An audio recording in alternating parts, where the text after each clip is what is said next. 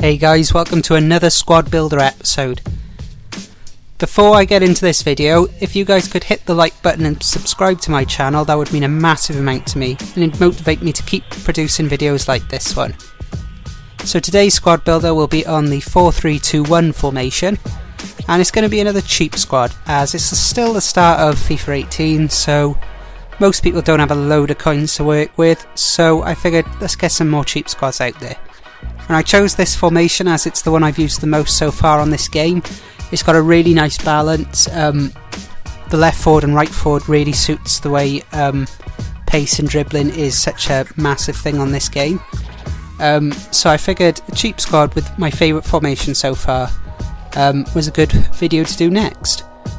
So whilst looking to build this team, in my opinion the left forward and right forward are really crucial positions for this formation. So I had a look at all the wide midfielders under about 5,000 coins, and Felipe Anderson was by far the best one available. He has 92 pace, 86 dribbling, 75 shooting, 70% passing, so nice, like really strong winger. What I would say is the most important attributes for these two positions is you want a lot of pace and dribbling, but then good shooting as well as decent passing. So Felipe Anderson ticked all those boxes. He comes in at around 3,300 coins. Again, I'm recording this video probably a good 5 days to a week before it'll actually be released. So a lot of these prices will probably have dropped a fair bit by then. Also worth noting is, whilst I built this squad and played with it and bought the players, it was during the squad builder where you needed players from the same nation as the league, so like English players in the Premier League, Spanish players in La Liga, and German players in the Bundesliga. So there were a number of players in this team whose prices were inflated because of that. So again, their prices should have dropped by a decent amount by now. So Gnabry was the other forward I decided to go with, as he also has great pace and dribbling as well as good shooting. So he costs 3,300, but he should be a lot cheaper once that squad builder has disappeared, as well as just prices gradually dropping for the weaker players in particular. So usually with this formation I would go for another fast striker, just to have 3 players causing problems. But another method I've sometimes used is having a more creative central striker who can play in the passes in behind for the 2 wide forwards. So I thought I'd go down this route for this team, as there was a lack of good strikers, particularly who were pacey, for this central spot. They would get a strong link to the forwards, or if they were, they cost just too much for this squad. So I've gone with Raphael. He's lacking pace, but then he's got great dribbling and passing and shooting. So even if you used a chemistry style to up his pace, you've got a top class striker in there, and he only comes in at 950 coins. So yeah, you can't really go wrong there. Particularly with the double 4-star weak foot and skill moves as well. He's a good all-round player. He's lacking that bit of pace, but there's ways around that. So they are the front 3 that should cause problems. Next you want a nice balanced midfield. My personal preference with this formation is to have the central midfielder of the 3 to be a more defensive player who will just sit back, whilst the other 2 will do a lot of the work up and down the pitch. So again, having a look at all the midfielders who are cheap that would fit this role, Alan I think was easily the best player, as not only is he quick, he's strong, he's good at defending, and he's actually really good on the ball as well. And added bonus, he gets that strong link to Felipe Anderson. So as I was looking for players for this team, they're the 2 I found, and I wanted to get that link in there and build around them effectively. So he comes in there. The issue then is I needed a strong link to him, as Gnabry still needed a strong link, and there's no way to get a strong link to Gnabry that also gets a link to Alan. So he needed a strong link, and unfortunately there weren't many options for the price point for a cheap squad. So João Pedro comes in. He's probably the weakest player in this team. So if you've got quite a few more coins to work with, he'd be a player I would definitely upgrade. He is a good all-round player, like good technical player, I should say. He's lacking defensively, but he's not really needed as much defensively in this formation. So he comes in there. He only costs 500. You could probably get him for discard price if you have the time. I didn't check Alan's price either, did I? He was 2,000 coins, so not too bad. What I would advise, if you're just gonna actually at the end of the episode, or at the end of showing you this team, I'll go through what I think is important for each position in this team, in case you wanted to mix the players up a bit. So the third midfielder was Rudy. You could practically go for any German Bundesliga midfielder in here. Rudy was a really good all-round option. There were lots of them. I managed to pick him up for 1,500, which I thought was really good considering this squad builder was out. I was actually going to go for a cheaper alternative like Gondorf. I really like. I used him on my Road to Elite series from FIFA 17, if you haven't watched that already. I used him on that, and he was really good on the last game, so I want to use him again this one. He should have been cheap, but because of the squad builder, his price just rocketed. So Rudy actually managed to get for cheaper than Gondorf was going at the time. So I put Rudy in, but there's plenty of options you can get for that spot that work nicely. You just need to make sure he gets a strong link to Gnabry. So that's the midfield and strikers done. Into the defence, I decided to go, again, just a strong link to Rudy. There's loads of options here. I went with Brzezinski, mainly because I had him in my team already. I'm not that keen on the right footer at left back, but because he's got 4-star weak foot, that does help massively. So yeah, I thought, again, he was a really good right back on the last game, so I thought I'd give him a try at left back. Then, because nobody else in the team then would need a link, I could go for any league to build the rest of the defence. So I decided to go with La Liga, as I think it was Semedo was the first player I found at the price point, so he costs just 450 coins. He's got insane stats for a defender.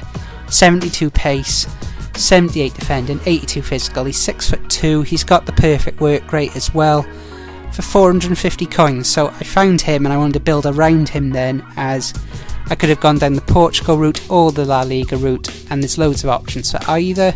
So I went for the La Liga route. Mario Gaspar, one of the best right backs on the game for his price, just 1,000 coins I got him for. Perfect all-round stats, 70 at least in every single stat, with 80 plus in the 3 big defensive stats. So yeah, you can't go wrong there because he gets that strong link too. So just to finish it off, you would have needed, if you put in a centre back who doesn't get a strong link to Semedo, so the Villarreal options I don't think were the best, or the Portuguese in Spain. So you needed to pick someone who could then get a perfect link to a goalkeeper. So I went with the Jordi, Amat and Adan route, as Adan is a perfect, very solid all-round goalkeeper. Not that goalkeepers matter too much on this game. And then Amat was a good, solid, cheap defender who goes for discard price as well. So that is the team. If you add up those values, it's going to cost roughly, it cost me roughly 12,500 coins. You could probably get it for closer to 10,000 once prices settle down a bit and once this video is out. So it's a good 10,000 coin squad, perfect for a fitness team or just a cheap team if you're just getting started and don't have many coins to use. So they're the players. As for the instructions, custom tactics again, I tend to not, I don't want to advise people exactly what to use. I think you should be testing it yourself, getting a feel for what each stat, when you change it, what it does to your team, and pick what's best suited to you. Don't just go by other people's custom tactics. because everyone plays the game differently. The one thing I would say is make sure positioning on chance creation is on freeform, defense should be on cover already, and the rest is up to you really. I played with it all on 50 as it is right now, so as it will be when you create a squad, so I didn't change anything. As for the player instructions, the defence I didn't do anything with, don't think it's needed. The two wide centre midfielders, nothing needed either. For Alan, I would do stay back while attacking, as he will sit in the middle whilst the other two will move forward. It creates quite a nice shape for attacks, as Alan is deeper. Then you've got two centre midfielders, then you've got Raphael, who drops deep as well, and then the two wide forwards pushing in behind, so it's quite a nice shape to get those like 1-2s and passes in to break down defences. So you want Alan to stay back while attacking. Raphael I put down as, sorry I just did the wrong thing, Raphael is a false 9. The two wide forwards get in behind, and then all three to press the back line as well whilst the opposition has the ball. Also, if you put it to aggressive interceptions, you got your front three working hard at the front end of the pitch, with the rest of the team still sitting back a bit, so you're not going to be caught in loads of space. So they are the players that I will be using. I'm going to show you now highlights of just a few matches I used with this team. It did work out. It was like a really nice balanced team. It's by far not the best team I've used. There's plenty of positions and players that could be upgraded here, but for the most part it works really nicely as a cheap team. I would say the two wide forwards were in particular very strong. I would probably upgrade Raphael if you had a lot of coins to work with. Alan was another one who doesn't even need upgrading. The other two midfielders possibly, depending on what you like. Defence was pretty solid as well though. It's not the sort of team I would use in FUT Champions if you had more coins to work with, but it's great for squad battles, as like I was alluding to earlier, the way the team attacks, the shape of it, with Alan sitting back, the two midfielders pushed on slightly, Raphael dropping deep as a false 9, and the two wide forwards getting in behind the defence. It's got a nice balanced shape, a nice attacking shape, as when you're playing these squad battles you can play these 1-2s with each player. If you what I particularly like doing is holding L1 and pressing X for that would be on PlayStation, LB and A on Xbox, so like you're playing the pass and making sure your player keeps running, so makes a forward run so you can play good 1-2s, as the AI defence will push up against you. You play those passes, that's how you get into the space, that's how you score goals on squad battles, particularly on the higher difficulties when they don't press as much as they would on the lower difficulties. So that's going to be it for this episode.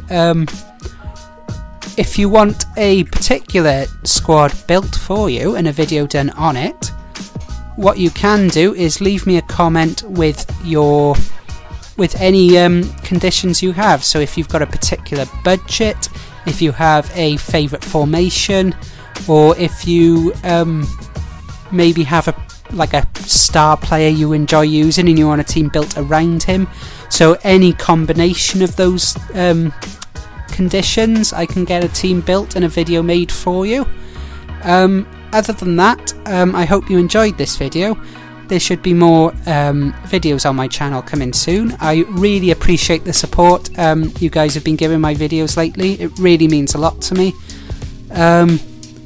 There should be a video tomorrow as usual. I will try and get one out for you guys. I hope you enjoyed this video. Please leave a like if you did, and subscribe to my channel if you haven't already. It would mean an absolute massive amount to me if you could do that, and it motivates me to keep going with YouTube. And yeah, it's a really nice indicator to show that there are people enjoying what I do. and that'll get me to carry on. So yeah, thank you so much for watching this video, guys. Next video should be out tomorrow. I hope to see you on that video as well. So thanks for watching.